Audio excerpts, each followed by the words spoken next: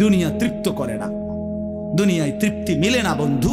এটা তৃপ্তের জায়গা নয়, এটা তৃপ্ত হওয়ার জায়গা নয় বন্ধু। আল্লাহ তাআলা কোরআনে ওয়াদা দিছে, বান্দা জান্নাতে আইসো, তোমার আমি তৃপ্ত করে দেব, সুখে ভরে দেব। মা তাশতাহি আনফুসুকুম, যা দিল চাইবে বান্দা আমি সব দেব। তোমার চাওয়া শেষ হইলে ওয়ালাদাইনা মাজিদ, আমার কাছে আরো অগণিত আছে কোটি কোটি নিয়ামত, যেগুলো তুমি নামও জানো না, চিনো না বান্দা। তুমি চাও নাই, আমি আল্লাহ নিজের থেকে আরো কোটি কোটি দেব। তুমি আইসো বান্দা, তুমি জান্নাতে আসো, তুমি সবর করো, অপেক্ষা করো। আল্লাহ আমাকেও বুঝার তৌফিক দান করে, সবাইকে বুঝার তৌফিক দান করে। আপনাদের এই মাহফিল আমি শুরু থেকেই বললাম কষ্টের আয়োজন। কষ্ট করে ভাবেন, নিজের ফিকির করেন, নিজের ভালো নিজের কল্যাণ ভাবতে শিখেন। আমি যে আয়াতগুলো পড়ছি এবার তর্জমা শুনেন, তাইলে আমার কথা শেষ। আয়াতগুলো মূল বক্তব্য হইল আল্লাহ তাআলা বলছেন এই পৃথিবী একদিন শেষ হবে, হাসরের মাঠ কায়েম হবে, মানুষগুলোর দুইটা অবস্থা হবে, কিছু আমার প্রিয় বান্দা হবে, কিছু নাফরমান বান্দা হবে। আল্লাহ তাআলা এই কথাটা খুব গুরুত্ব দিয়া কোরআনে বুঝাইছে, বান্দা এই রং রসের এই সৌন্দর্যময় পৃথিবী তোমার কাছে যত লোভনীয়ই মনে হোক, আকর্ষণীয় মনে হোক, তবে এটা নিশ্চিত যে তুমিও থাকবা না, দুনিয়াও থাকবে না। এই কথাটা মনে রাখো বান্দা।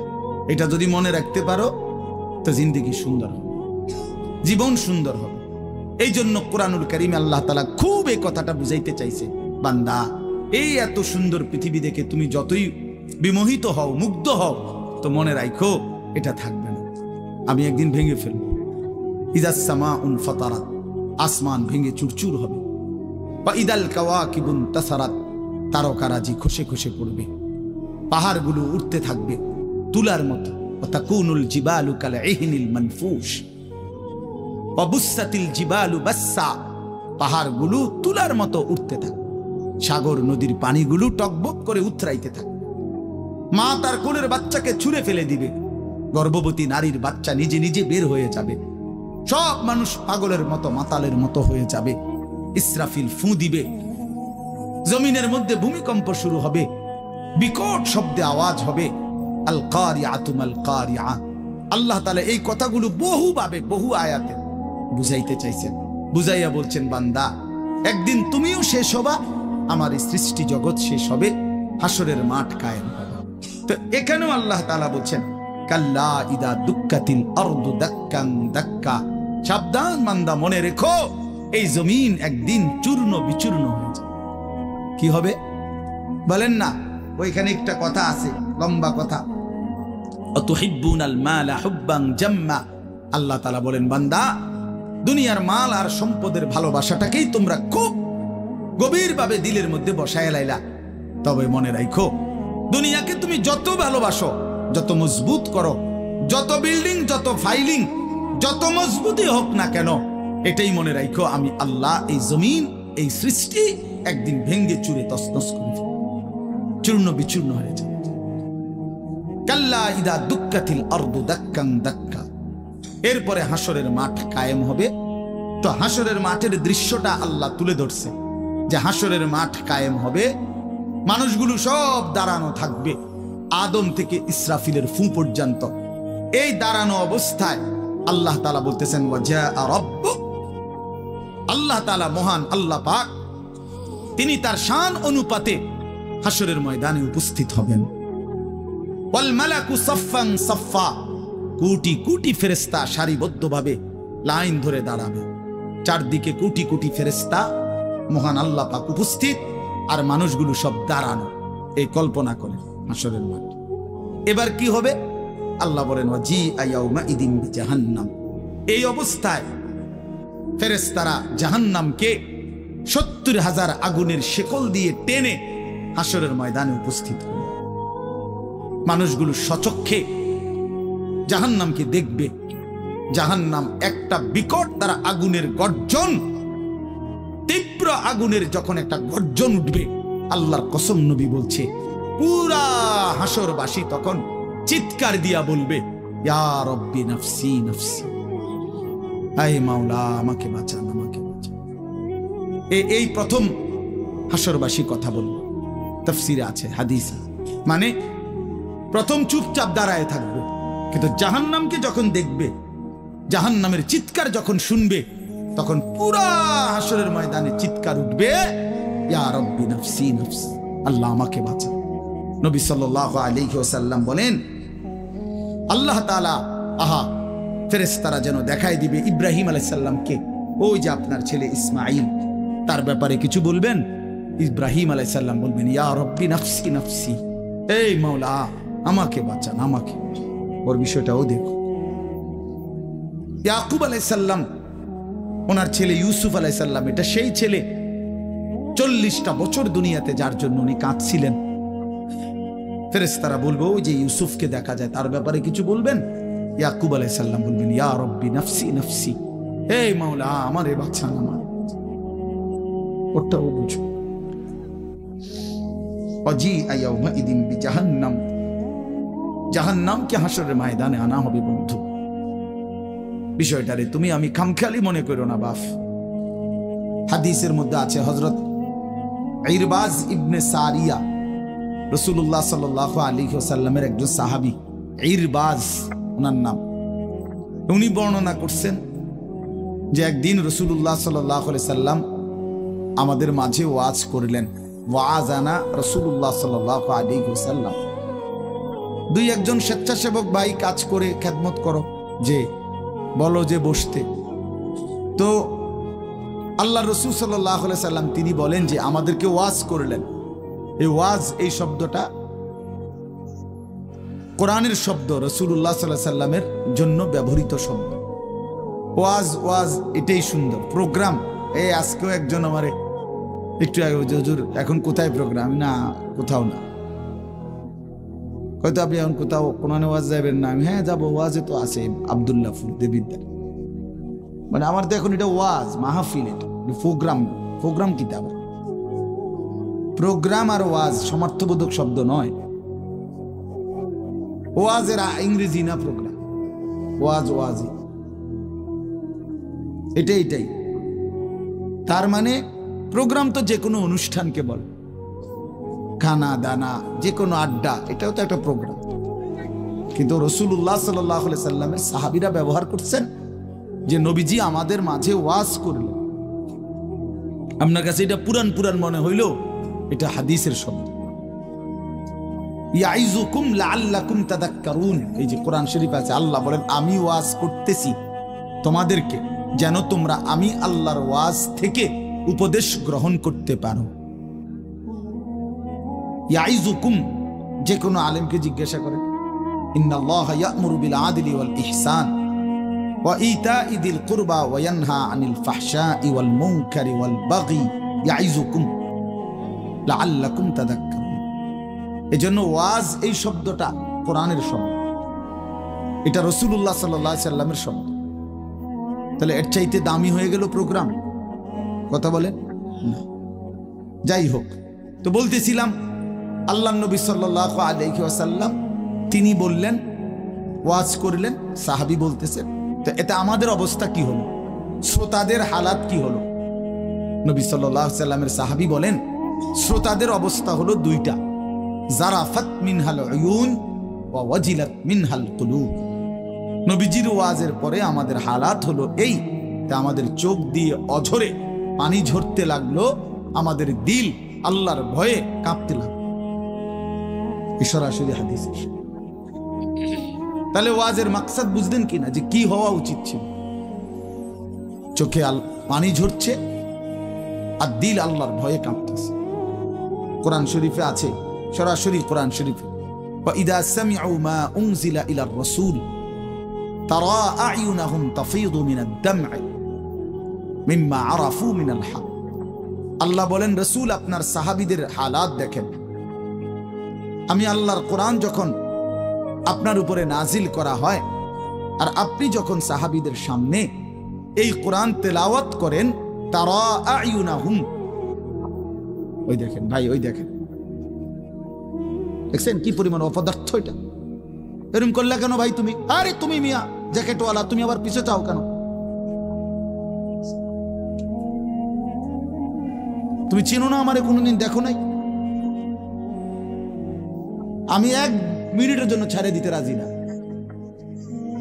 আমি নওজোয়ানের পরিবর্তন চাই। এই এক ফিকির নিয়া জিন্দিগির আমার মেহনত, প্রতিটা নওজোয়ানের বদলানো চাই। এই জন্য সোজা কেউ না বলুক, তার আমি বলবো, আমি নিয়ত করছি যে একদিন পারি একদিন বলবো। যেদিন বলতে পারবো না, নাই। পৃথিবী থেকে কোনোদিন যদি নাই তো নাই, কিন্তু ছেড়ে দেব না আমি ইনশাআল্লাহ। লক্ষ লক্ষ মুসলমানের কিশোর তরুণ যুবক একরকম এটা ভাবছে, এরা ছেলেরা যে এদের কোনো অভিভাবক নাই, আপন মা বলার সাহস পায় না, আপন বাবা বলার সাহস পায় না, এলাকার কেউ কিছু বলার সাহস পায় না। তোমরা ছেলেরা মিয়া যা মন চায় তাই করতেছো নিজের খেয়াল খুশি মতো। আরে ভাইয়া, এভাবে নিয়ন্ত্রণহীন, অভিভাবকহীন, কারো তত্ত্বাবধান বিহীন জীবন জন্তু জানোয়ারের জীবন বেটা। আমি বললাম বেটা, যার মাথার উপরে কোনো ছায়া নাই, যার কোনো অভিভাবক নাই, যারে আগলাইয়া রাখে না কেউ, যারে শুধরাইয়া দেয় না কেউ, আল্লাহর কসম ওই জীবন জানোয়ারের জীবন বেটা, জন্তু জানোয়ারের জীবন। তোমার মনে যা চাই তাই করবা, এটাকে আল্লাহ কোরআনে বলছে এই লোকটার পরিচয় হলো সে জানোয়ার, যার জীবনের কোনো নিয়ন্ত্রণ নেই।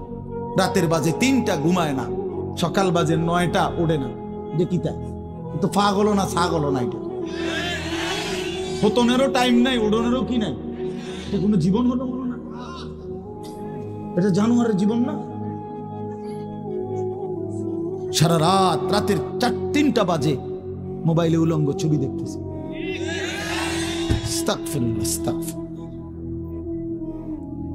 স্বাভাবিকভাবে জি বলো ভাই, রসিকতা করো না, তামাশা করো না,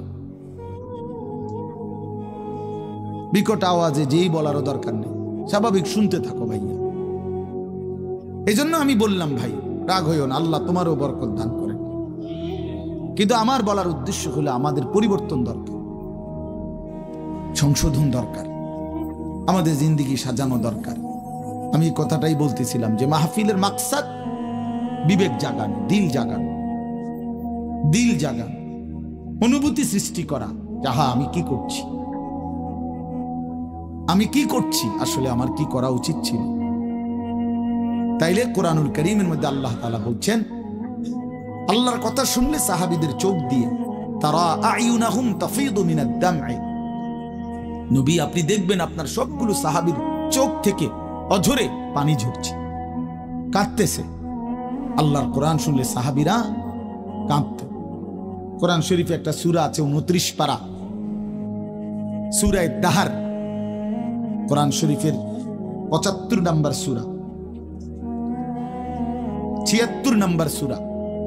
এই সূরাটা ছোট্ট একটা সূরা। এই সূরার মধ্যে জান্নাতের অসাধারণ বর্ণনা আছে। যেদিন এই সূরাটা নাজিল হইছে, নবীজি উপস্থিত সাহাবী যারা ছিল সামনে, তখন জিব্রাইল মাত্র নাজিল করছে, নবী সাল্লাল্লাহু আলাইহি সাল্লাম সাহাবীদের সামনে শুনাইছে এটা, এই সূরাটা। এই সূরার মধ্যে জান্নাতের খুব সুন্দর বর্ণনা আছে, সূরা দাহার। তো এই সূরার এই জান্নাতের বর্ণনা শুইনা এখানে বসা একজন সাহাবী, কালো, রজুলুন আসওয়াদ তাফসিরে আছে, উনি ছিলেন একদম কালো রঙের সাহাবী, সহজ সরল সাহাবী। এইখানে বসেই একটা চিৎকার দিছে জান্নাতের আকাঙ্ক্ষায়, ওইখানে ইন্তেকাল করছে। আল্লাহর নবী সাল্লাল্লাহু আলাইহি সাল্লাম বলছেন, লাকাদ আখরাজা নাফসা সাহিবিকুম আশ-শাওকু ইলাল জান্নাহ, তোমাদের সাথী জান্নাতের শৌক আগ্রহে জীবন দিয়ে দিল। দেখো, जान दिए दिलो जान, निकल जाए दम तेरे कदमों के नीचे, यही दिल की हसरत, यही दिल की आरज़ू है। আল্লাহর প্রিয় বান্দারা এটা বলে যে হে বড় মাওলা, আপনার কদমের নিচে জীবন দিয়ে দিলাম। এটাই ছিল দিলের তামান্না, এটাই ছিল দিলের আফসোস, আহাজা। সাহাবায়ে কেরাম যখন আল্লাহর জন্য শহীদ হইতেন, অসংখ্য সাহাবীদের জীবনীতে আছে, যুদ্ধের ময়দানে যখন শহীদ হইতেন রক্ত মাখা শরীর নিয়া, শেষ মুহূর্তে সাহাবীরা একটা কথাই শুধু বলতেন, ফুস্তু ওয়া রাব্বিল কাবা, কাবার রবের কসম আমি কামিয়াব হয়ে গেলাম, আমি সফল। ফুস্তু অর্থ হলো আমি সফল হয়ে গেলাম, সফল হয়ে গেল। তার মানে শহীদ ব্যর্থ হয় নাই, শহীদ কি হয়েছে? সফল হয়েছে। শহীদ জীবন পেয়েছে, নতুন করে জীবন পেয়েছে। এই জন্য আমার ভাই, আল্লাহর জন্য আল্লাহর কথা শুনলে দিলের হালাত এমনই হওয়ার কথা। হাদিসের মধ্যে আছে হযরত আব্দুল্লাহ ইবনে মাসউদ রাদিয়াল্লাহু তাআলা আনহু, তিনি বলছেন যে একদিন নবীজি আমাকে বলছেন কোরআন শরীফ তেলাওয়াত করে শুনাইতে, নবীজিকে শুনাইতে। হযরত আব্দুল্লাহ ইবনে মাসউদ রাদিয়াল্লাহু তাআলা আনহু বলেন, আমি সূরা নিসা, এই সূরার প্রথম 40টি আয়াত একটানা নবীজিকে মাথা নোয়ায়া আদবের সাথে নবীজিকে শুনাইতেছিলাম। 40টা আয়াত পর্যন্ত যখন তেলাওয়াত করলাম, হযরত আব্দুল্লাহ ইবনে মাসউদ বলেন, নবী সাল্লাল্লাহু আলাইহি সাল্লাম তখন বলেন, হাসবুকাল আন, এখন থামো। তো 40 আয়াত পরে যখন আমি থামলাম, হযরত আব্দুল্লাহ ইবনে মাসউদ বলেন, ফালতাফাত্তু ইলাইহি, আমি নবীজির দিকে চোখ তুলে তাকালাম, ফাইদা আইনাহু তাদরিফান, তিনি বলেন আল্লাহর কসম আমি দেখতে পাইলাম আল্লাহর নবী সাল্লাল্লাহু আলাইহি সাল্লামের দুই চোখ দিয়ে অজরে পানি ঝরছে। তিনি বহুতক্ষণ ধরে কাঁদতেছেন। তাহলে এই ছিল রাসূলুল্লাহ সাল্লাল্লাহু আলাইহি সাল্লামের হালাত, এই ছিল সাহাবায়ে কেরামের হালাত। আল্লাহর কথা শুনলে নবী নিজেও কাঁদতেন, সাহাবায়ে কেরামও কি করতেন? কাঁদতেন। প্রিয় ভাই আমার, বন্ধু আমার, আমরা মুসলমান। আমি এই কথাটাই শুরু করছিলাম, গাফেল বঞ্চিত হয়, খামখেয়ালি মানুষ, খামখেয়ালি। কেন নামাজ পড়ি না, পড়ি না, মসজিদে যাইতে ভাল লাগতেছে না, কেরুম লাগতেছে, কি জানি কেরুম জানি লাগতেছে, কেরুম লাগতেছে, এরুম আরি কেরুম, পাগল কোথাকার বেটা, কেরুম লাগতেছে এটাও কইতারস না তুই, তুই তো একটা অপদার্থ মানুষ বেটা, এটা কোনো কথা হইল? এই জন্য বললাম, মানে আসল কথা হইল গাফেল, খামখেয়ালি। কোরআন শরীফে আছে যত লোক জাহান্নামে যাবে, আল্লাহর কসম ভাইয়া শোনো, যত লোককে আল্লাহ জাহান্নামে ফেলবে, আল্লাহ কোরআনে স্পষ্ট বলছে সবগুলোর পরিচয় হলো উলাইকা হুমুল গাফিলুন, এগুলো গাফিল। কোরআন শরীফের আয়াত, উলাইকা হুমুল গাফিল, ওয়ালাকাদ যারানা লিজাহান্নামা কাসীরাম মিনাল জিন্নি ওয়াল ইনস, আমি অসংখ্য অগণিত জিন আর মানুষ দিয়ে জাহান্নামকে পূর্ণ করব। আল্লাহ বলেন এই সবগুলো নাফরমানের পরিচয় উলাইকা হুমুল গাফিল, এরা গাফেল, এরা গাফেল ছিল, খামখেয়ালি করছে, খামখেয়ালি। আমি নয়তো হায়াত দিয়েছি, আওয়ালাম নুআম্মিরকুম মা ইয়াতাযাক্কারু ফীহি মান তাযাক্কারা। আল্লাহ তাআলা জাহান্নামীকে বলবে, এই জাহান্নামী বান্দা, মনে তো করো যেটুকু হায়াত দিলে আমার বন্দিগি করতে পারতাম, এটুকু হায়াত, এটুকু সময় আমি তো তোমাকে দিয়েছি বান্দা।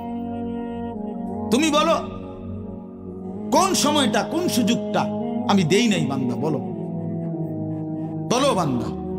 1টা বাজে জোহরের আজান হইছে, 3:45 বাজে আসরের আজান হইছে, 3.5 ঘন্টা তো 12 রাকাত বা 10 রাকাত জোহরের নামাজ পড়তে কি 3.5 ঘন্টা লাগে? বলেন মাওলানা।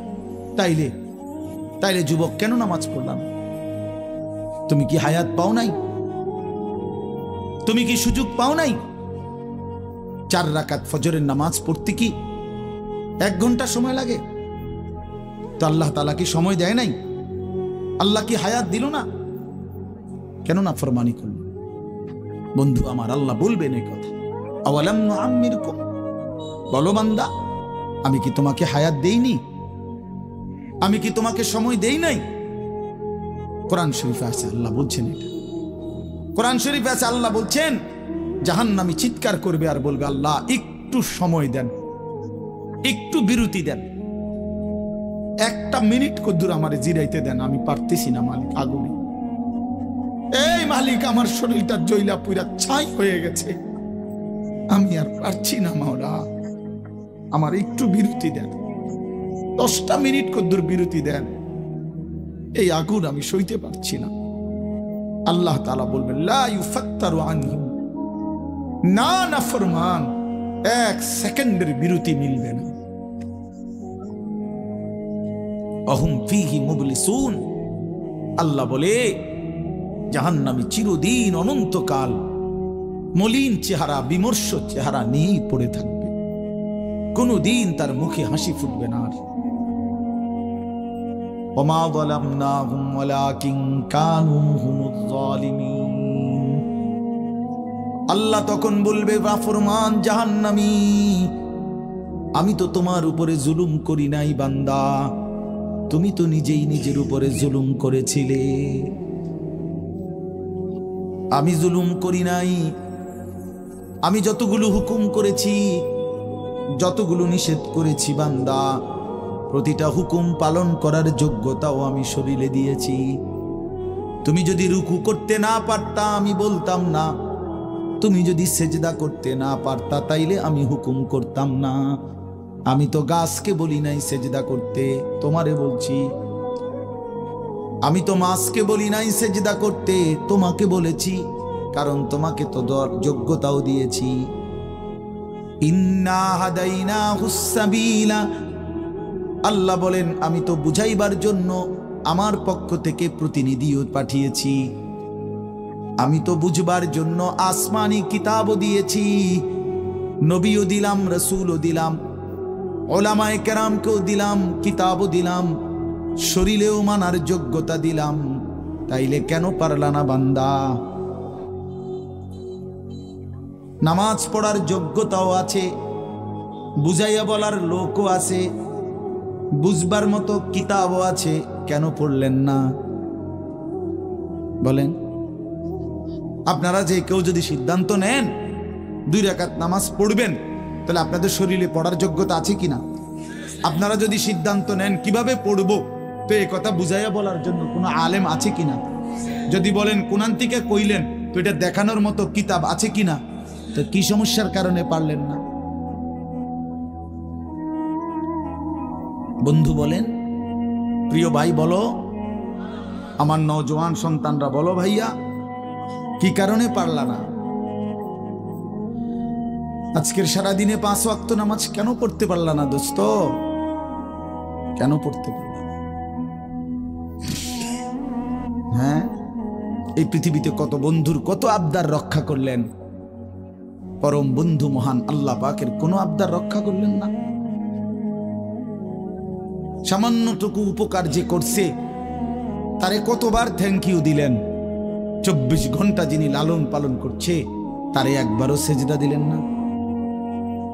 এই নাফরমান, তুই এত বড় গাদ্দার কেমনে হইলি বেটা?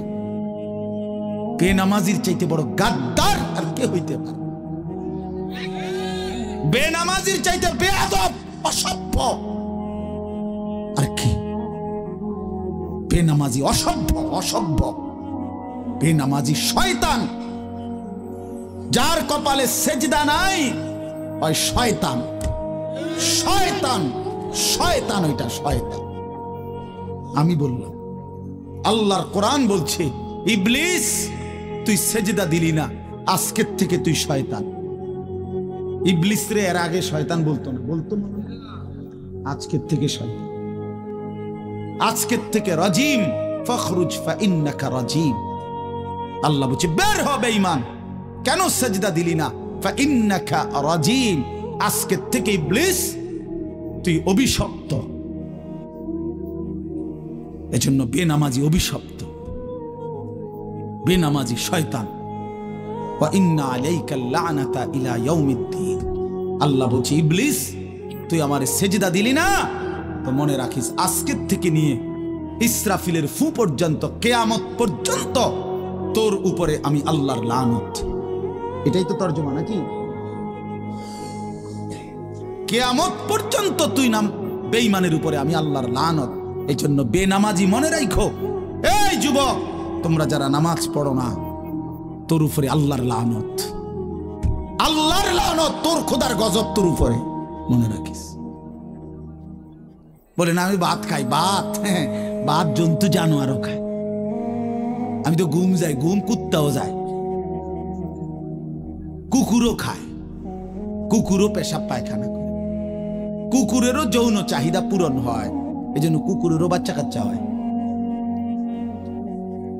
এটা কোনো অবাক কিছু না। আপনি ভাত কতটি খান আর ঘুম যান আর পেশাব পায়খানা করেন আর লজ্জাস্থানের চাহিদা পূরণ করেন, এরই নাম যদি জীবন হতো, তাই জানোয়ারের সাথে তফাৎ কি?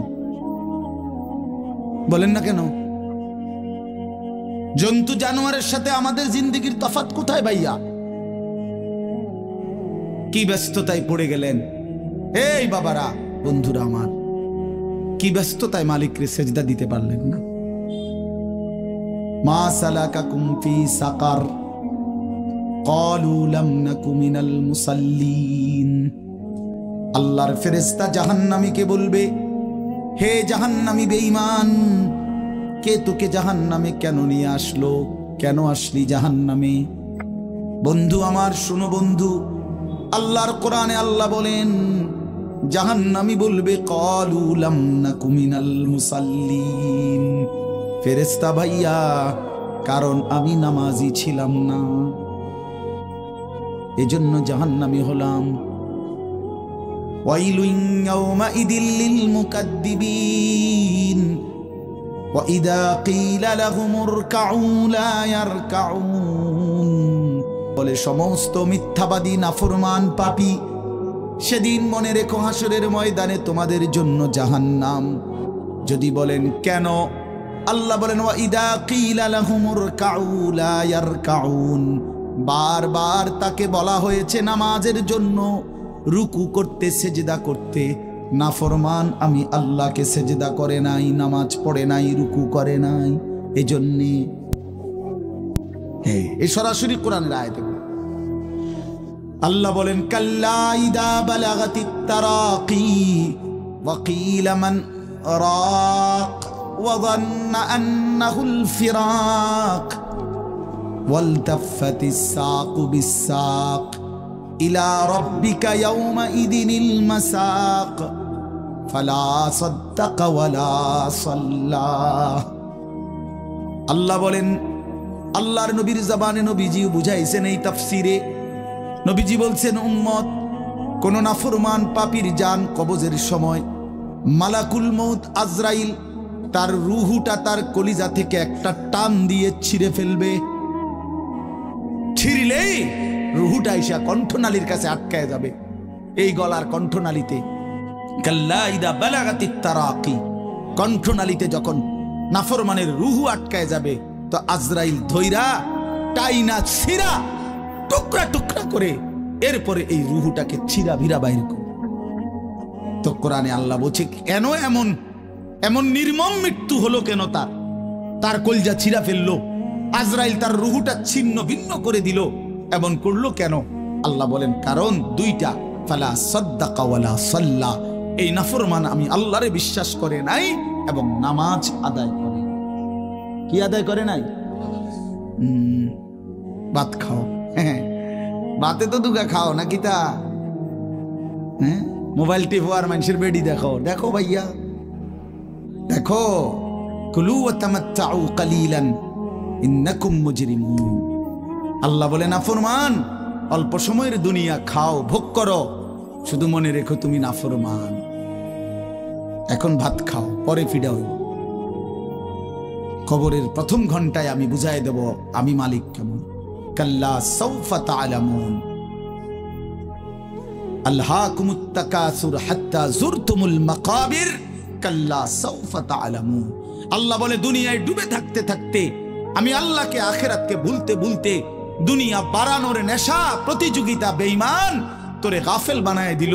এরই মধ্যে একদিন তুই কবরে পৌঁছে গেলা, এই কবরে আসলেই তুমি বুঝতে পারবা আমার নাফরমানির শাস্তি কি। আল্লাহ রাসূল সাল্লাল্লাহু আলাইহি ওয়াসাল্লাম বলছেন কবর নাফরমানকে একটা চাপ দিবে, একটি চাপে ডান পাশের মাটি বাম দিকে, বাম দিকের মাটি ডান পাশে, এভাবে আইসা আটকায় যাবে। হাত্তা তাখতালিফা আদলাউহু, নবীজি বলেন ডান পাশের হাড্ডি পাঁজর ভাঙ্গা বাম পাশের গুলো ডান পাশে এইভাবে আঙ্গুল যেভাবে ঢোকে এইভাবে হাড্ডি একটার ভিতরে ঢুকে যাবে। কি মনে করছো দোস্ত, আমার বন্ধু, আমার এটা নিশ্চিত আল্লাহর কথা মিথ্যা হয় না।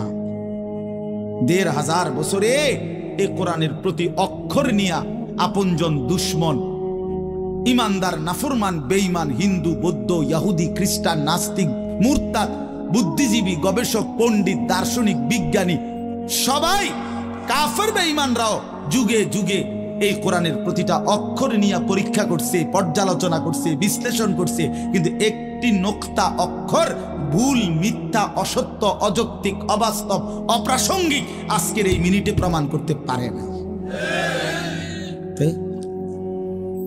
যদি সন্দিহান হইতো তত প্রমাণ হয়ে যাইত যে এই সমস্ত তথ্য উপাত্তের আলোকে প্রমাণিত হলো কোরআনের এই আয়াতটি ভুল। সেটা কোনটা? এমন হইছে? কথা বলে না কেন? বলো জেনারেল শিক্ষিত ছেলেরা, তোমরা বলো ভাইয়া, পদার্থবিজ্ঞান জীববিজ্ঞানের কোন তথ্যের আলোকে কোরআনের কোন তথ্য ভুল? রসায়ন বিজ্ঞান উদ্ভিদ বিজ্ঞান সহ যাবতীয় বিজ্ঞানের কোন সূত্র মতে কোরআনের কোন শব্দ ভুল হয়েছে, কোন তথ্য ভুল হয়েছে? হয়েছে বাবা। তো তাইলে কবর ভুল হবে কেন? আখিরাত ভুল হবে কেন? জান্নাত ভুল হবে কেন? হাসরের মাঠ ভুল হবে কেন? ইসরাফিলের ফু মিথ্যা হবে কেন? এই পৃথিবী যে ধ্বংস হবে এই কথা মিথ্যা হবে কেন? মিথ্যা হবে কেন? যদি মিথ্যা হতোই তো আল্লাহ তাআলার দুনিয়াবি কথাগুলো তো ভুল হইতো, সেগুলো তো ভুল হয়নি। নবী সাল্লাল্লাহু আলাইহি সাল্লামের 1450 বছরে আমাদের নবী সাল্লাল্লাহু আলাইহি সাল্লামকে নিয়ে শুধু মুসলমানরাই গবেষণা করে নাকি? কাফের বেঈমান আমাদের চাইতে বেশি করে, আমাদের চাইতে বেশি গবেষণা করে নবীজিকে নিয়ে, কিন্তু আপনজন দুশ্মন সবার গবেষণায় মুহাম্মদ আরবি সাল্লাল্লাহু আলাইহি সাল্লাম তিনিই সর্বশ্রেষ্ঠ। বন্ধু পরীক্ষা করলেও তিনি শ্রেষ্ঠ, দুশ্মন পরীক্ষা করলেও তিনি শ্রেষ্ঠ। বাহ! হ্যাঁ, তিনি সবার পরীক্ষায়। রাসূলুল্লাহ সাল্লাল্লাহু আলাইহি সাল্লামের প্রতিটা আচরণ, উচ্চারণ, চলাফেরা, কথাবার্তা, কাপড়, লেবাস, পোশাক, হাঁটা চলা, খানা, খাদ্য, পেশাব, পায়খানা, আহার, নিদ্রা, 24 ঘন্টার প্রতিটা নড়াচড়া পৃথিবীর সর্বোচ্চ শ্রেষ্ঠ মডেল, সবচেয়ে সুন্দর, সবচেয়ে সুন্দর। তিনি হাসলেও সুন্দর, তিনি কাঁদলেও সুন্দর, তিনি হাঁটলেও সুন্দর, তিনি বসলেও সুন্দর। এজন্য প্রিয় ভাই আমার, বন্ধু আমার, বেনামাজি হইও না বাপ। মাঝ বয়সী যারা, আপনাদেরকেও বলি, একটা চা দোকান নামাজ পড়তে দেয় না, একটা সিএনজি নামাজ পড়তে দেয় না, একটা অটো রিক্সা নামাজ পড়তে দেয় না, একটা বুটমুড়ির দোকান নামাজ পড়তে দেয় না, সামান্য কুদ্দুর ক্ষেতের ফসল নামাজ পড়তে দেয় না, 12,000, 14,000, 20,000 টাকার একটা চাকরি, এটা আপনাকে এক ওয়াক্ত নামাজ পড়তে দেয় না। হায় হায় বদনসিব! কয় টাকার বিনিময়ে আল্লাহকে ভুলে গেলে? 20,000 টাকার বিনিময়ে। একটা দোকানে কয় হাজার টাকা বেতন হলো, এই 30,000, 40,000 টাকার বেচা কিনার বিনিময়ে আল্লাহকে ছেড়ে দিলেন। যুবক ভাই, তোমরা এই 12, 14, 20,000 টাকার একটা মোবাইলের কাছে আল্লাহকে ছেড়ে দিলা। মাত্র 20,000 টাকায় তুমি ইমানদার বিক্রি হয়ে গেলা। ছি ছি ছি! মোমেন তো এত কম দামে বেচা হয় না, এত অল্প দামে তো বেচা হইবার কথা না ভাই। মাত্র একটা 15-20,000 টাকা দামের মোবাইলের কাছে তো বিক্রি হয়ে গেল। নিজের ইমান, নিজের ইসলাম, নিজের আখিরাত, আল্লাহর সাথে সম্পর্ক, রাসূলের সাথে সম্পর্ক, ধর্মের সম্পর্ক, কোরআনের সম্পর্ক সব ছেড়ে দিলা, সব ভুলে গেলা। তুমি চেনো না আল্লাহ কি, রাসূল কি, আখিরাত কি। তুমি চিনছো শুধু মোবাইল, নারী, ছবি, নর্তকী, জিনা, ব্যভিচার, অসভ্য দৃশ্য, বন্ধুদের আড্ডা। না ভাইয়া, এত কম দামে ইমানদার বিক্রি হয়, মুমিন এত অল্প দামে বিক্রি হয় না। হ্যাঁ, 54 বছরের যেই জালেম স্বৈর শাসক বাপ পুতে মিলে, সিরিয়ার ওই জালেম স্বৈর শাসক ফ্যাসিস্ট, যে 54 বছর ধরে হাজারো লক্ষ মুসলমানের রক্তে জমিন ভাসাইছিল, কারাগারের অন্ধকার প্রকোষ্ঠে আটকায় রাখছিল, মুসলমান ইমানদারের রক্তের আহাজারিতে আল্লাহর জমিন কাঁপতেছিল। ওই সিরিয়াতে এই যে কয়দিন, মাত্র 2 দিন হলো 8ই ডিসেম্বর 24 বছরের জুলুমের শাসন থেকে পলাইয়া সিরিয়ার প্রেসিডেন্ট বাশার আল আসাদ ভাগছে, পলাইছে। শুনছেন আপনারা? পলাইছে, নতুন উইকেট পড়ছে যে, শুনছেন? এই যে 8ই ডিসেম্বর আরেকটা উইকেট পড়ছে। প্রথম উইকেট পড়ছে 5ই আগস্ট, দ্বিতীয় উইকেট পড়ছে 8ই ডিসেম্বর। 2024 উইকেট পড়ার বছর, 2024 উইকেট পড়ার বছর। এবছর বোলিং ভালো হয়েছে, এবছর উইকেট পড়তেছে। 2 উইকেট পড়ে গেছে, আগামী উইকেট নেতানিয়াহু ইনশাআল্লাহ। ইসরায়েলের এই কুত্তা হেরে যাবে ইনশাআল্লাহ। ইসরায়েলের ওই বেঈমান নেতানিয়াহু অয় ভাগবে, অয় পালাবে ইনশাআল্লাহ, কোনো সন্দেহ নাই। ফিলিস্তিনের বিজয় হবে ইনশাআল্লাহ, ফিলিস্তিনের বিজয়। আর ওই যে 130 কোটির ধমক দেখায় যে বেটা, ওই মোদি, ওরাও হেরে যাবে ইনশাআল্লাহ, ওরাও হেরে যাবে। ওখান থেকে আলুর ধমক দে, আলু, পেঁয়াজ। বেটা মন্ডা কয় আটটা গিয়ে কন্যাই কথা কস বেটা, পেঁয়াজের ধমক দেশ বেটা। হ্যাঁ, পেঁয়াজ, আমগো পেঁয়াজ বন্ধ করে দিবে, আমরা আলু বন্ধ করে দিবে। হইতে ইন্ডিয়া থেকে আমগো আলু বন্ধ, পেঁয়াজ বন্ধ। পেঁয়াজ তার আব্বার। হ্যাঁ, পেঁয়াজ কি মোদির আব্বার? বলো যুবক, তার বাপের পেঁয়াজ বেটা। তাইলে তুই বন্ধ করবি কি বেটা? তোদের পেঁয়াজ বন্ধ করবি কেন? তোদেরকে পেঁয়াজ, রসুন, আদা, চাল, ডাল, ভাত, মাছ খাওয়াই যিনি, 24 ঘন্টা তোদেরকে বাঁচায় রাখছে যিনি, তিনি তো আমার আল্লাহ বেটা, আমার আল্লাহ, আমার আল্লাহ। ওই বেঈমান, তোর কি বেঈমান? তুই তো মূর্তি ছাড়া তোর কিচ্ছু নাই বেটা।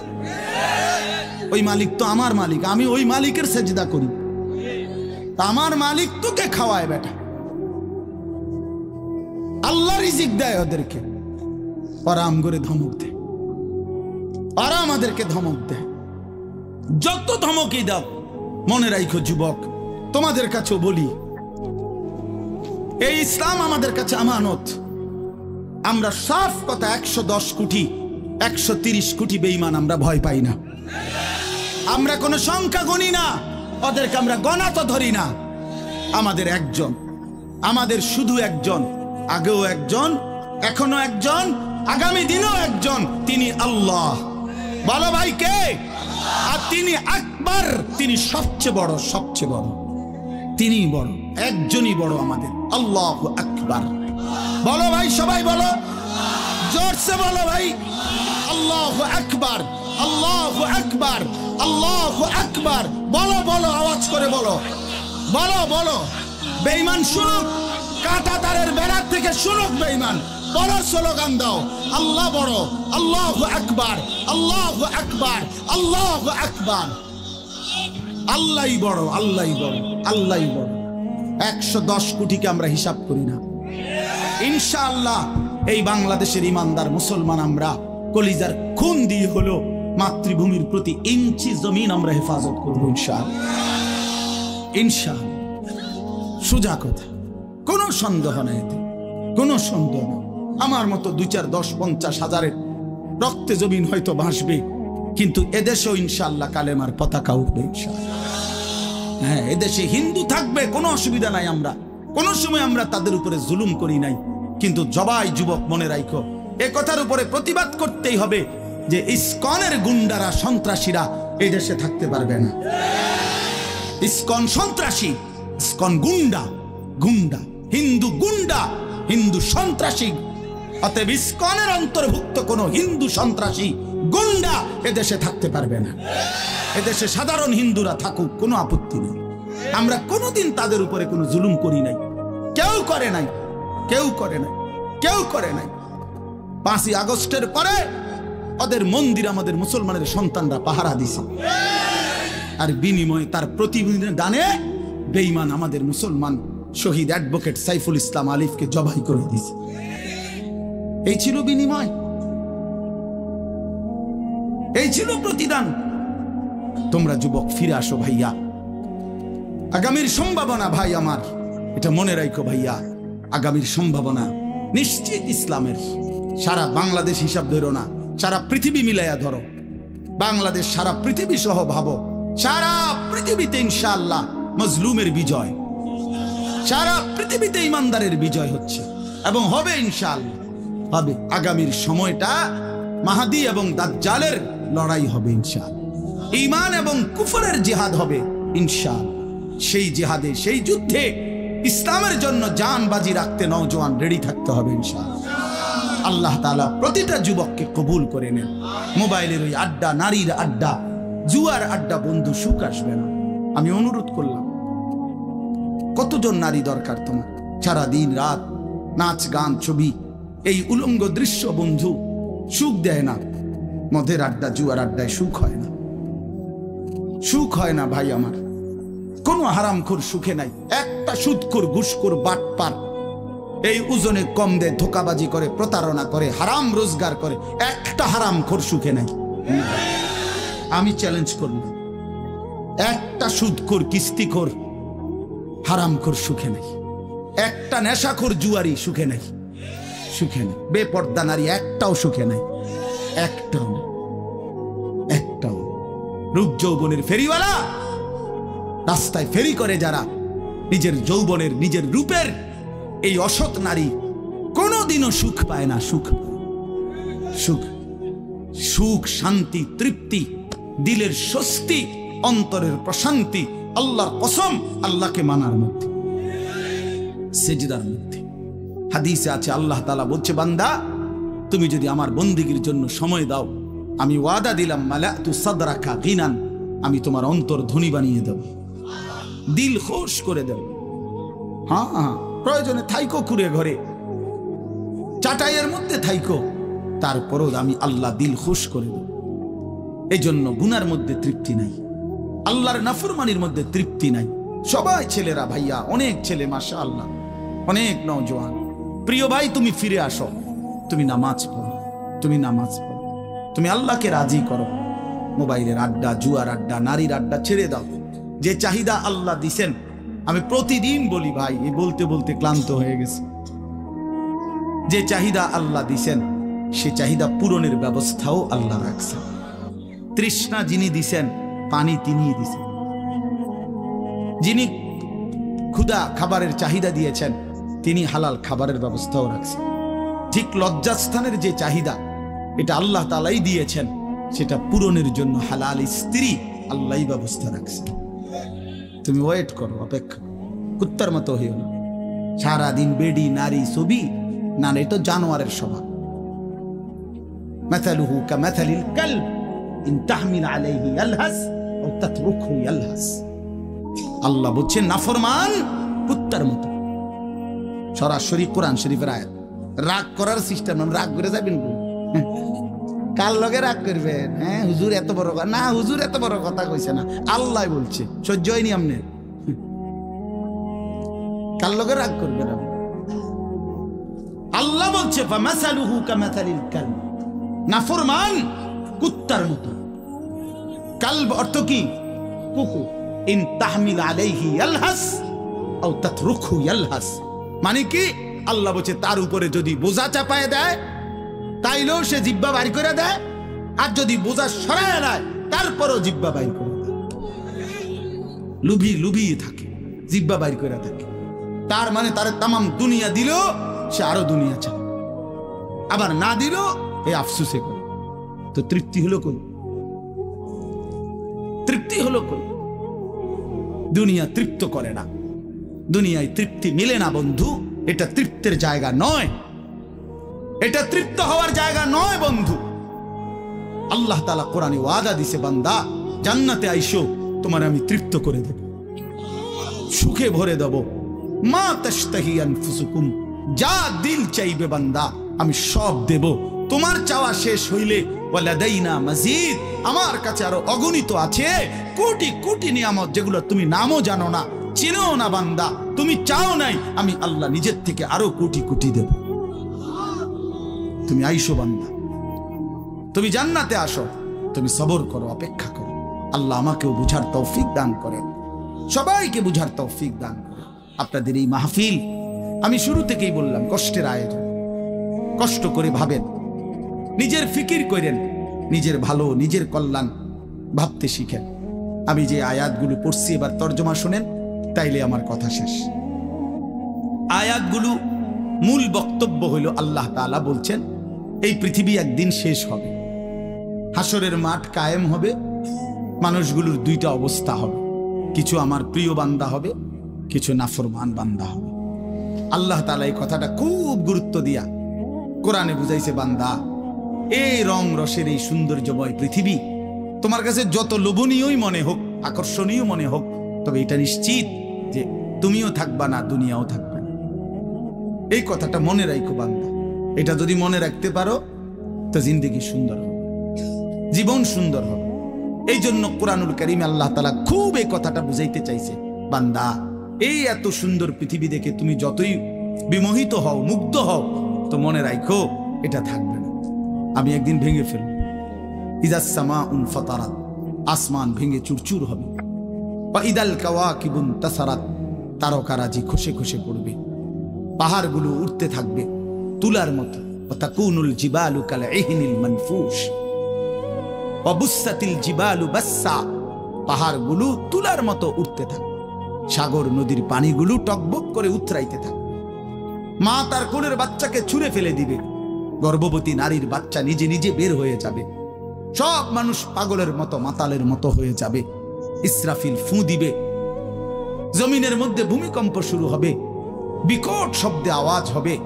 আল কারিআতু মাল কারিআ। আল্লাহ তাআলা এই কথাগুলো বহুভাবে বহু আয়াতে বুঝাইতে চাইছেন, বুঝাইয়া বলছেন, বান্দা একদিন তুমিও শেষ হবা, আমার এই সৃষ্টি জগৎ শেষ হবে, হাসরের মাঠ কায়েম হবে।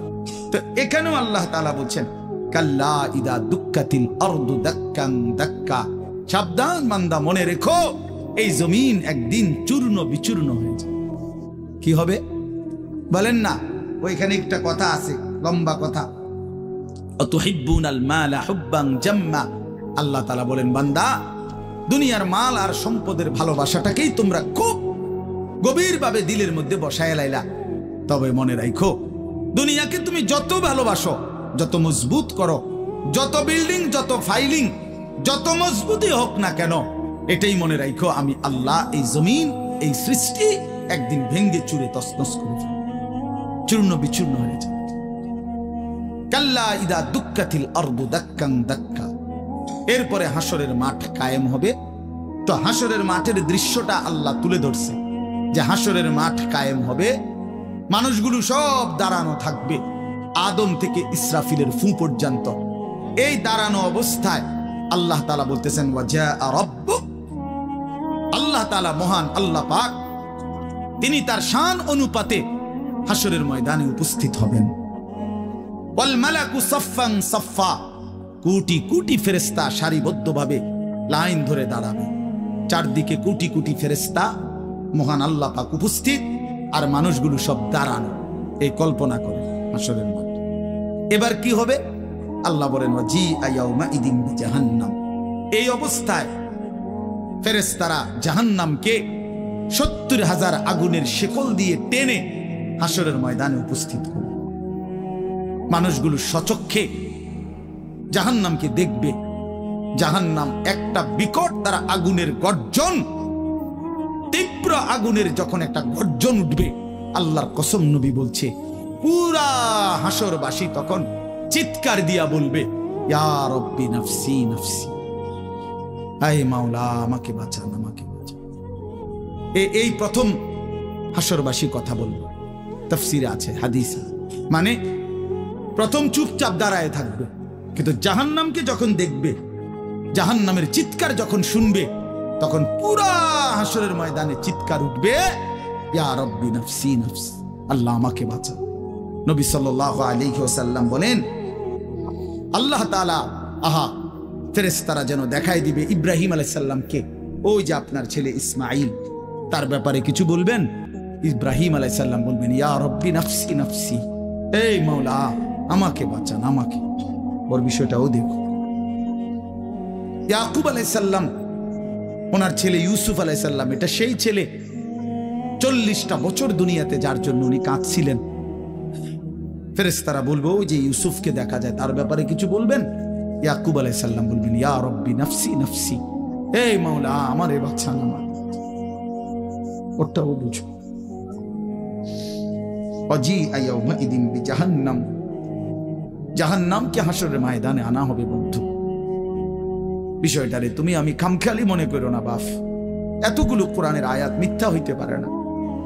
১৬ লক্ষ নবী রাসূল, আদম থেকে নবী সাল্লাল্লাহু আলাইহি সাল্লাম, সমস্ত আম্বিয়া কেরাম চিল্লায়া উম্মতের দুয়ারে দুয়ারে গিয়ে আখিরাতের কথা বলছে, কবরের হাসরে। এগুলো ভুল হবে কেন, মিথ্যা হবে কেন ভাইয়া? প্রতিদিন যে মানুষগুলো কবরে যায়, তুমি কি দেখো না ভাই, এই মানুষের মৃত্যু, লাশ, কবর তোমারে কিছুই মনে করায় না?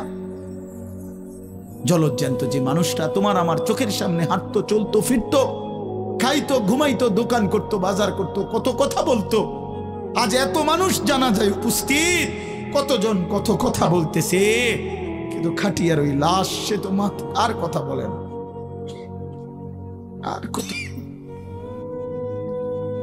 আর কথা বলে না। আমি তো আমার বাবার লাশ দেখছি, আমার বাপ সারা জীবন দেখতাম, আব্বারে দেখছি আমি বুঝাওয়ার পরে সারাক্ষণ বলতো আমার সময় নাই, সময় নাই। আমার মসজিদ, আমার স্কুল, যে বাবারে দেখতাম ফজরের পর থেকে রাত 11 তো দৌড়াইতেন, শুধু ব্যস্ত ছিল, সেই বাপ একদিন স্তব্ধ হয়ে গেছে। মৃত্যু বাবাকে একদিন থামায় দিছে বন্ধু। আমার মামির জানাজা পড়ছি আমি 2-3 দিন আগে, আমার জ্যাঠার জানাজা পড়ছি আমি কয়দিন আগে। আমার চোখে দেখা সেই জ্যাঠা, আমার মামা, আমার মামি, ওরা আজকে কোথায় চলে গেল? তুমি কি কোনো লাশ দেখো নাই? কেমনে এত লম্বা সময় নামাজ না পড়া থাকে ভাইয়া?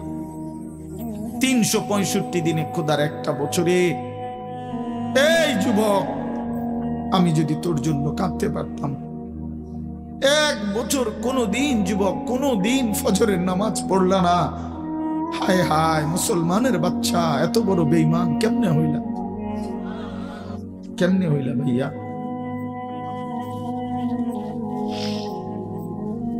এ কেমন জিন্দিগি ভাই?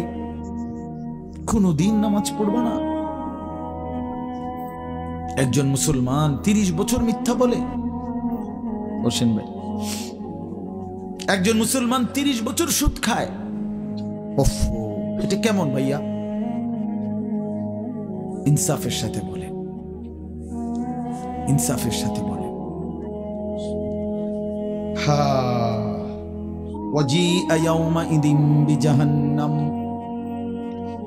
يومئذ يتذكر الإنسان وأنى له الذكرى। রব্বুল আলামিন বলেন, নাফরমান জাহান্নামের দিকে তাকিয়ে তার পুরা জিন্দেগীর সব কথা মনে পড়বে। ওয়ান্না লাহুদ যিকরা, কিন্তু আল্লাহ বলেন, বান্দা মনে পড়ে বলো না, কি লাভ হবে?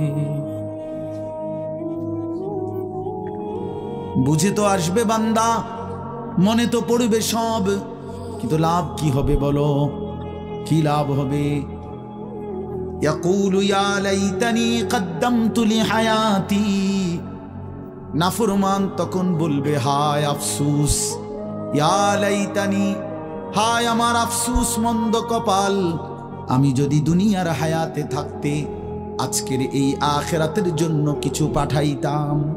সময় তো ছিল, সুযোগ তো ছিল, হায়াত তো আমার মাওলা দিছিল, রাত দিন তো দিয়েছিল, সুস্থতাও দিয়েছে, জীবন দিয়েছে, যৌবন দিয়েছে, আল্লাহ তো আমারে সব দিছিল, আমি কি করলাম?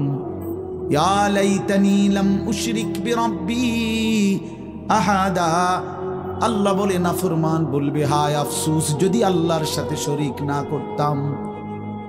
ইয়া লাইতানি কুনতু তুরাবা, নাফরমান বলবে, হায় আফসোস, আজ যদি মাটি হয়ে যেতাম, আজ যদি মাটি হয়ে যেতাম।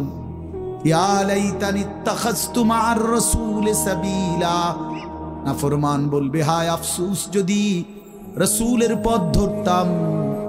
ইয়া লাইতানি লাম আত্তাখিয ফুলানান খলিলা। হায় আফসোস যদি অসৎ লোককে বন্ধু না বানাইতাম, চরিত্রহীনকে যদি বন্ধু না বানাইতাম, আজকে তো আমিও বেঁচে যেতাম। ইয়া লাইতানি কুনতু মাআহুম ফাফুজা ফাওজান আযীমা। হায় আফসোস যদি নেককারদের সঙ্গী হতাম, তাহলে তো আজকে আমিও সফল হতাম। চলেন বন্ধু, শেষ কথা, ফায়াউমা ইদিল্লা ইউআযিবু আযাবাহু আহাদ ওয়ালা ইউথিকু ওয়াথাকাহু আহাদ। আল্লাহ বলে, বান্দা সেদিন আমি আল্লাহর পক্ষ থেকে তুমি নাফরমানকে যেই আযাব দেওয়া হবে, বান্দা বিশ্বাস করো এমন আযাব তোমারে আর কেউ কোনোদিন দেয় নাই। এমন ফিডা তুমি আর খাও নাই, এমন বেইজ্জতি আর কোনোদিন হও নাই বান্দা। এমন শাস্তি আমি আল্লাহর পক্ষ থেকে দেওয়া হবে। ওয়ালা ইউসিকু ওয়াথাকাহু আহাদ। আল্লাহ বলে, নাফরমান আমার ফেরেশতা তোরে যেই বাঁধাটা বাঁধবে, এমন শক্ত বাঁধা বান্দা তোরে আর কেউ কোনোদিন বাঁধে নাই। আল্লাহ আমাকে মাফ করে দেন। ইয়া আইয়াতুহান নাফসুল মুতমাইন্নাহ। বিপরীত দিকে এবার আল্লাহ তাআলা ইমানদার নেককার বান্দাকে ডাক দিবে। মানে ওই যে এনেটা ফিডাফিডি চলতে আছে, নাফরমানরে টাঙ্গাইয়া ফিরতে আছে, বানতে আছে, একটা মায়ের চলতে আছে, এই কারণে আবার আমার নেককার বান্দা নিয়ে আবার ঘাবড়ায় যায়। আমার আব্বারে দেখতাম, এত রাগী মানুষ ছিল। আমগো বড় কোনো ভাইরে যদি আব্বা লাঠি নিত ফিডার লেগা, আমার মনে আছে ছোটবেলায় আমি দেখকেই কাইন্দা দিতাম, চিৎকার দিতাম। আব্বা কইতো, না না তোর তো আব্বা কিছু কই না আব্বা। তো আল্লাহ তাআলা বলেন, আমার ইমানদার বান্দা নিয়ে আবার ঘাবড়ায়া যায়। তা আল্লাহ নিজেই ডাক দিবেন, ইয়া আইয়াতুহান নাফসুল মুতমাইন্না। হে আমার প্রিয় আত্মা, পবিত্র আত্মা, প্রশান্ত আত্মা, আমার ইমানদার বান্দা, ইরজিই ইলা রাব্বিক। কোন ঘাবড়ায়ো না, তুমি তোমার মাওলা আমি রবের কাছে আসো। রাদিয়াতাম মারদিয়া। আমিও তোমার উপরে রাজি, খুশি, তুমিও আমার উপরে খুশি। কোন টেনশন করো না, ঘাবড়াইও না। ওইরে ফিডা চলবো, তুমি মারতো না, তুমি টেনশন করো না। ফাদখুলি ফি ইবাদি ওয়াদখুলি জান্নাতি। আল্লাহ বলবে, আমার নেককার বান্দা, প্রিয় বান্দা, তোমার আমার আরো নেককার বান্দা এখানে আছে, ওদের সাথে গিয়া মিশো, একসাথে আমার জান্নাতে ঢোকো, আমার জান্নাত। এই শেষ কথাটা বলি, প্রিয় ভাই হযরত মাওলানা মুফতি ইয়াসিন আহমদ ফারুকী মাওলানা সাহেব অসুস্থ বললেন, শুনছি আমি। আল্লাহ তাআলা পুরাপুরি শিফায়ে কামেলা আজেলা দান করে। আমি নিজে কোমরের ব্যথা আছে 2 দিন, প্রচন্ড ব্যথা। এরপরও আল্লাহর দয়ায় আসার সুযোগ হয়েছে। তো বলতেছিলাম ভাইয়া, এই শেষ কথাটা হইল, এখানে একটা কথা আছে, ওয়াদখুলি জান্নাতি। এই জান্নাতি, আল্লাহ বলবে বান্দা আমার জান্নাতে ঢোকো। তো তাফসীরের মধ্যে লিখছে, ইমানদার বান্দা, নেককার বান্দা, তার সারা জিন্দেগীর কষ্ট মেহনতের বিনিময়ে, আমলের বিনিময়ে হাসরের ময়দানে আল্লাহ যখন বলবে আমার জান্নাতে ঢোকো, আল্লাহর কসম ইমানদার বান্দা খুশিতে আনন্দে আত্মহারা হয়ে যাবে যে মালিক আমারে মালিকের জান্নাতে ঢুকতে দিয়েছে। কালকে আমি এক জায়গায় মাহফিলে যাইতেছিলাম, তা আমার একজন ঘনিষ্ঠ বন্ধু, কোম্পানিগঞ্জ বাজারের ব্যবসায়ী নুরুল আলম ভাই, ওরে আমি ফোন দিলাম, দোস্ত আপনি কই? কয় আমি তো যাওয়ার জন্য রেডি হয়েছি। আমি বলছি, না না, আপনি আমার গাড়িতে যাবেন, আপনি আমার গাড়িতে যাবেন। তো এই কথা বলাতে সে খুশিতে আনন্দে, আর বলেন কি হুজুর আমার আপনার গাড়িতে নিবেন? আমি, হ্যাঁ আমার গাড়িতে আপনি যাই। এই কথা বলাতেই খুশি হয়ে গেছে।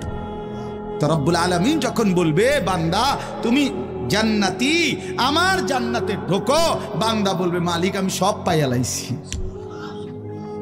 আমি সব পাইয়া লাইছি।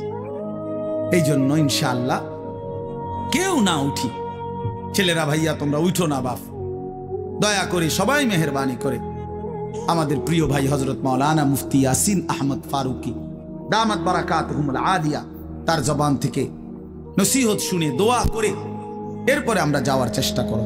আল্লাহ তাআলা সবাইকে ভালো করেন। প্রত্যেকেই নামাজের ফিকির করি, 5 ওয়াক্ত নামাজ পড়লে ইনশাআল্লাহ জিন্দেগি সুন্দর হবে। মোবাইলের আসক্ত যুবক ছেড়ে দাও, নারীর আসক্তি ছেড়ে দাও। যেটুকু প্রয়োজন মোবাইল, ওটুকু প্রয়োজনীয় হালাল কাজে ব্যবহার করো, কোনো মানা নাই বন্ধু। কিন্তু হারামের কাজে, গুনাহের কাজে জিন্দেগিটা নষ্ট করো না বন্ধু।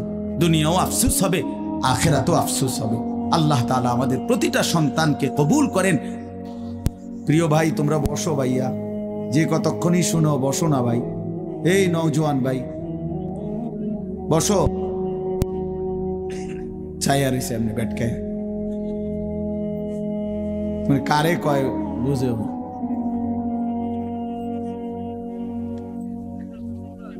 বসেন সবাই।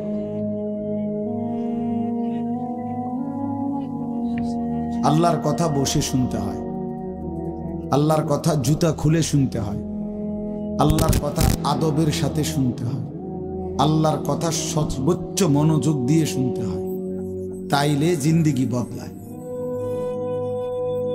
কোনো গাফেল আল্লাহর কোরআন থেকে লাভবান হইতে পারে না। গাফেল বঞ্চিত হয়, মানে যে খামখেয়ালি। এজন্য প্রিয় ভাই, এটা জরুরি বিষয়। একজনও বুট খাইও না, বুটও খাইবা আল্লাহর কথাও শুনবা, ফায়দা হবে না ভাই। বাদামও খাইবা আল্লাহর কথাও শুনবা, কোনো ফায়দা হবে না, নিজের ভিতরে কোনো অনুভূতি জাগবে না। প্রতিটা ওয়াজের মাকসাদ কিন্তু দিল জাগানো, দিল জাগানো, নিজের ভেতরটাকে, ঘুমন্ত বিবেকটাকে জাগিয়ে তোলা, এটাই মূল একটা মাকসাদ, অন্যতম মাকসাদ। প্রতিটা আয়োজনের পিছনে অনেক কষ্ট আছে। এই মাহফিল, এই প্যান্ডেল, এই স্টেজ, পোস্টার, হ্যান্ডবিল, ওলামায়ে কেরামকে দাওয়াত দেওয়া, যথোপযুক্তভাবে এদেরকে নিয়ে আসা, ঠিক মতো গুছগাছ করা, অনেক কাজ। আগামী শনিবার 14 তারিখ আমার মাদ্রাসায় বার্ষিক মাহফিল। তো আজকে প্রায় 14-15 দিন ধরে মাদ্রাসার বড় ছাত্ররা, ওস্তাদরা সারা দিন রাত কাজ করতেছে, সারা দিন, এখনো কোনো শেষ হয়নি। আজকে বুধবার শেষ, কালকে বৃহস্পতি, শুক্র, শনিবারে মাহফিল। তো বাস্তবতা হলো আসলে অনেক কাজ, অনেক কিছুই করতে হয় একটা মাহফিলের জন্য। তো এই সবটা আয়োজন ভাইয়া 10 টাকা, 5 টাকা, কারো কাছ থেকে 100 টাকা, এরকম কষ্ট করেই একটা মাহফিলের ফান্ড একসাথ করা হয়। কেউ তো আর একসাথে দিয়ে দিছে না বলে যে যাও আমি সব দিয়ে দিলাম। তাইলে এই সবটা কষ্টের আয়োজন বুঝি এই 10 টাকার বুটের জন্য শেষ হয়ে যাবে, এটা কথা হল। 30 টাকার চটপটি, 20 টাকার বাদাম, এইটুকু খাইতে খাইতে সময়টা আমরা শেষ করে দিলাম। এটা ভাইয়া ইনসাফ হইতে পারে না। এতটা কষ্টের আয়োজনের মধ্যে এই সামান্য বুট, বাদাম, চটপটি, বেলুন, ফটকা, এতটুকু দিয়ে এত কষ্টের ইন্তজাম নষ্ট করে দেওয়া, এটা জুলুম ছাড়ার কিছু, অন্যায়, এটা অন্যায়। কোরআনুল কারীমের মধ্যে আছে, আল্লাহ তাআলা বলেন, কুল মা ইনদাল্লাহি খায়রুম মিনাল লাহবি ওয়া মিনাত তিজারা। হে নবী, আপনি বলেন যে হে আল্লাহর বান্দারা, তোমাদের জন্য আল্লাহর কাছে যা আছে তা তোমাদের এই তামাশা দুনিয়ার এবং ব্যবসা, আয় উপার্জন, এর চাইতে অনেক উত্তম, অনেক উত্তম। 3 ঘন্টায় বেচা কিনায় যা লাভ, একটি সিজদায় তার চাইতে কোটি কোটি গুণ বেশি লাভ। তোমার সারা দিনের বেচা কেনায় যা মুনাফা, আল্লাহকে একবার ডাকার মধ্যে তার চাইতে কোটি গুণ বেশি মুনাফা। এই জন্য এটা বহুত কথা বলো না। এই ভাই, 2টা চাটাই বিছাইতে গেলে এতগুলো কথা বলো কেন?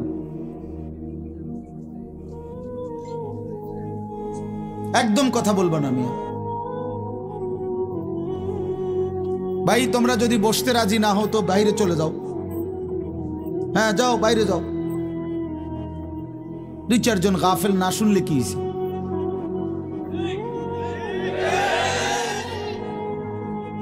ভিতরে বসতে হবে, সাফ কথা। যার দরকার বসবে না সে বাহিরে ঘুরুক, অসুবিধা। বাহিরে বুট আছে, বাদাম আছে, চটপটি আছে, বন আছে, চা আছে, ভিজে খেব চা দিয়ে। ফালতু। এই জন্য ভাই এটা জরুরি, আমি এ ব্যাপারে শক্ত। আল্লাহর কথা দিল দিয়ে শুনতে হয়, আল্লাহর কথা মনোযোগ দিয়ে শুনতে হয়। যাদের হাতে মোবাইল, আমার অনুরোধ ভাইয়া, এই হাতে ধরা মোবাইলগুলো নামায় ফেলো, ভালো হবে। আমি অনুরোধ করলাম, এটা ভালো হবে। আল্লাহর কথা আমাদের চোখের দিকে তাকাইয়া শুনলে এতে ফায়দা বেশি হবে। এই মোবাইল ধরে রাখলে জেহান ইন্তেশার হয়, মানে দিল বিক্ষিপ্ত হয়, অন্তরের মধ্যে থাকে যে মোবাইলে উঠতেছে কিনা, তো মনোযোগটা থাকে মোবাইলের দিকে। মোবাইলে তো উঠছে কিন্তু আমার নিজের জন্য কিছু হলো না, তো কি ফায়দা হলো ভাই? মোবাইলে ওয়াজের কোনো অভাব নেই, আমাদের এক এক বক্তার ওয়াজ হাজার হাজার, সব বক্তাদের ওয়াজে আছে, আছে না? অজস্র, অগণিত। পৃথিবীতে একটা শুই পড়লো ওগুলো মোবাইলে উঠায় ফেলে। তো কাজেই এটা কোনো আশ্চর্য কিছু না। 1 কোটি ওয়াজও যদি কারো মোবাইলে থাকে, এটা আখেরাতের মুক্তির জন্য, পরকালের জন্য ন্যূনতম কোনো ফায়দা আনবে। দেখার বিষয় হলো নিজের মধ্যে কি আমি কিছু নিলাম কিনা। আমি এই জন্য বললাম যে মাকসাদ নিজের ভিতরে বিবেক জাগান, দিল জাগান। এটাই যদি না হয় তো মানুষ জমছে ঠিক আছে, বক্তাও আসছে, মাহফিলও হইছে, কিন্তু সবাই সবার মতো যার যার মতোই আসছে আর গেছে, তাইলে কোনো লাভ হলো না। যা আয়োজনই হলো কতগুলো টাকাই খরচ হলো।